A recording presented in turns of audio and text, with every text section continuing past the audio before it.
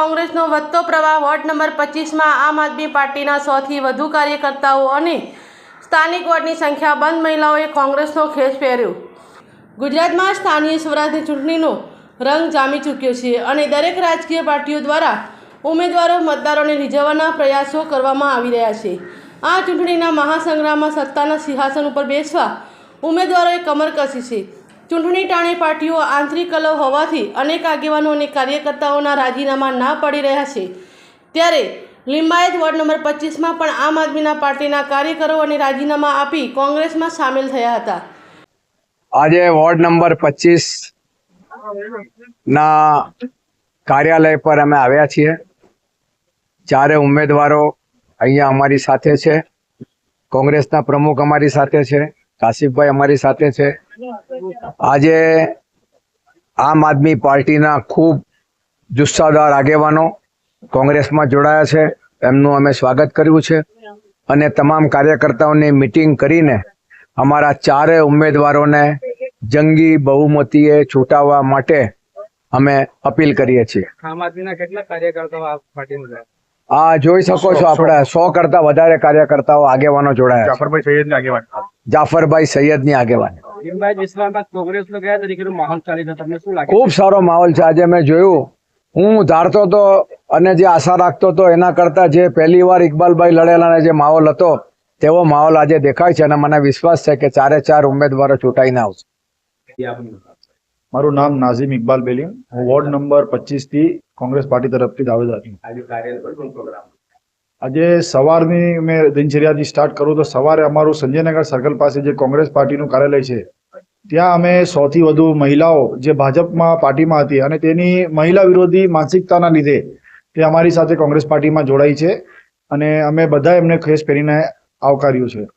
ત્યાર પછી સાંજે અમારા પાસે જાફરભાઈ ના સાથીદારો અને જાફર અલી સાથે આમ આદમી પાર્ટી છોડીને અમારી સાથે કોંગ્રેસ પાર્ટીમાં જોડાયા છે। જાફરભાઈની સાથે અમારી સાથે 100 જેટલા કાર્યકર્તાઓ આમ આદમી પાર્ટીને છોડીને કોંગ્રેસ પાર્ટીના વિચારધારા સાથે જોડાયા છે। બહુ સરસ સાથ સહકાર છે એમનો અને અમારી સાથે જનતાનો પણ ખૂબ જ સરસ પ્રતિસાદ છે અમને ને જીતાવવાની પૂરી કોશિશ કરીએ છીએ। અમે જનતાને એ જ મેસેજ આપવા માંગુ છું કે તમે ભારતીય જનતા પાર્ટીના આટલા વર્ષોના એક હતું શાસનને છોડીને હવે કોંગ્રેસ પાર્ટીને તમે સહકાર આપો અને એમની વિચારધારાની સાથે કોંગ્રેસ પાર્ટીના ઉમેદવારોને જીતાડવાનો પ્રયત્ન કરો અને જીતાડો કે તે તમારા માટે આગળ સારું શિક્ષણ વ્યવસ્થા, સ્વાસ્થ્ય માટે વ્યવસ્થાઓ અને દરેક વસ્તુ માટે તમારા માટે આગળ વધે। મારું નામ જફર અલી સૈયદ, વોર્ડ નંબર 25 લીંબાયત અને સુરત શહેરમાં આમ આદમી પાર્ટીમાં મહામંત્રી હતો, માઇનોરિટી વિંગ। અમે પાર્ટી આમ આદમી છોડીને કોંગ્રેસમાં આવ્યા કેમ?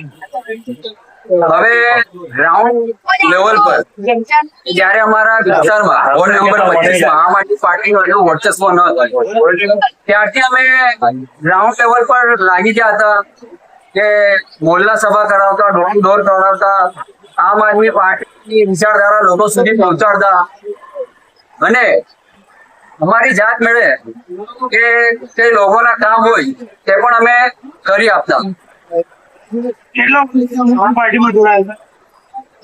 ઓછામાં ઓછા અમને 6.5 વર્ષ જેવા થયા કે 2021માં જયારે ઇલેક્શન થયું કોર્પોરેશનનું, તો એ પછી અમે આમ આદમી પાર્ટીમાં જોડાયા હતા। આમ આદમી છોડવાનું મુખ્ય કારણ એવું છે કે પાર્ટી દ્વારા અને જે અત્યારે દિલ્હી ટીમથી જે સહયોગીઓ આવેલા, તો અમને કહેવામાં આવેલું કે અમે જે જૂના કાર્યકર્તાઓ છે એ અમારા માટે દરેક કાર્યકર્તા કેજરીવાલ છે, અમે જૂના કાર્યકર્તાઓને અને એમની મહેનતને જોઈને જ અમે આપણે ઉમેદવાર બનાવીશું અને જે ટાસ્ક આપવામાં આવેલા અમને એ પ્રથમ નંબરે કાર્ય પૂરા કરેલા છે અને બીજું કે અમારા જે ક્લસ્ટર ઇન્ચાર્જ જેમને બનાવેલા એમને મેં પૂછ્યું કે 2 દિવસ પહેલા સુધી મારું નામ ચાલતું હતું કે જફરભાઈ તમે ફાઇનલ છો, જફરભાઈ તમે ફાઇનલ છો, પણ 2 દિવસ પહેલા મને બોલાવવામાં આવ્યું કે તમે જાતિકરણમાં સેટ નથી થતા।